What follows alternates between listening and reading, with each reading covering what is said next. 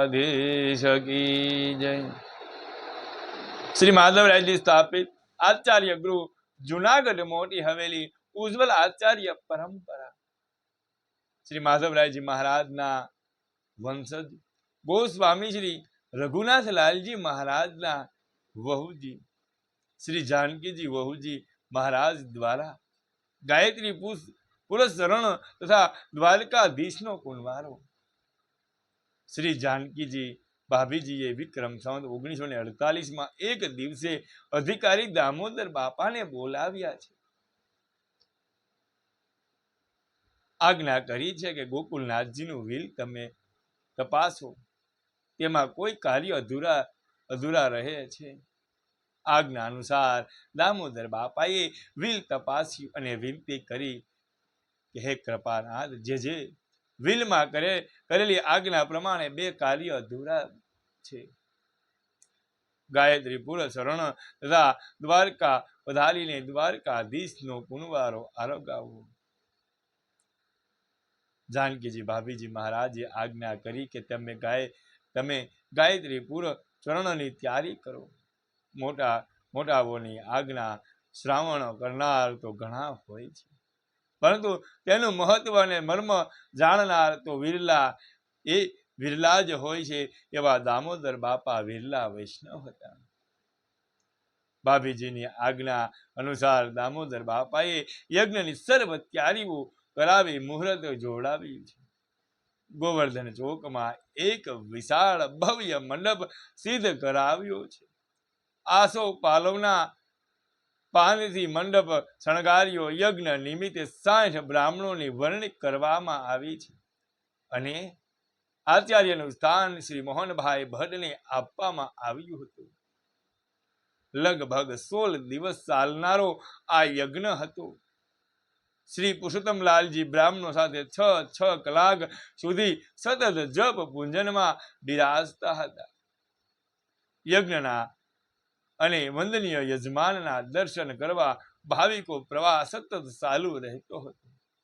યજ્ઞની પૂર્ણાહુતિ પછી બ્રાહ્મણોને દાન દક્ષિણાથી સંતોષ કર્યા છે અને જૂનાગઢમાં વસતા સમસ્ત બ્રાહ્મણોને આમંત્રણ આપી તેમને ઈચ્છાનુસાર ભોજન કરાવ્યું છે।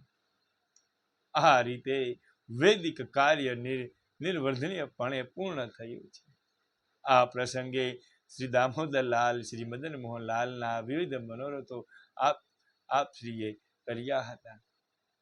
આ યજ્ઞ પૂરો થયા પછી जानकीજી ભાભીજી મહારાજ તરત દ્વારકા પધાર્યા છે। શ્રી દ્વારકાધીશને કુંવારો અંગીકાર કરાવ્યો તેમજ દ્વારકા તથા બેટ દ્વારકાની મહાપ્રભુજીની બેઠકોએ જારી સંપર્ક કર્યા હતા।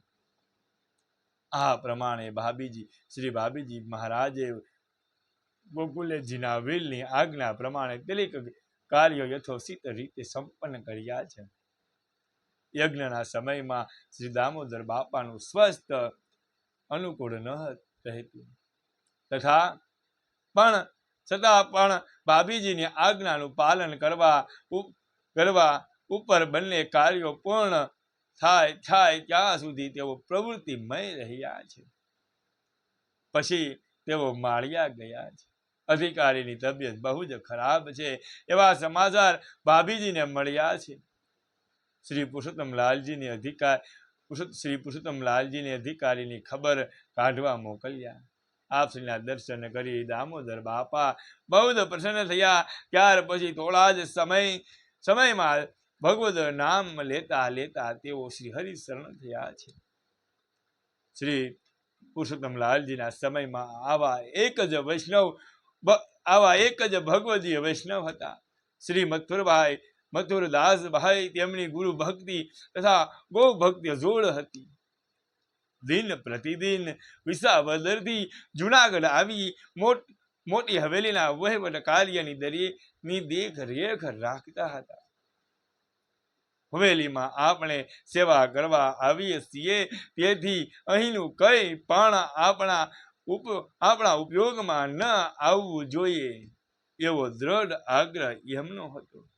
વિસાવદરમાં તેમણે પાંજરાપોળ તથા અંધશાળાની સ્થાપનામાં મહત્વનું યોગદાન આપ્યું છે।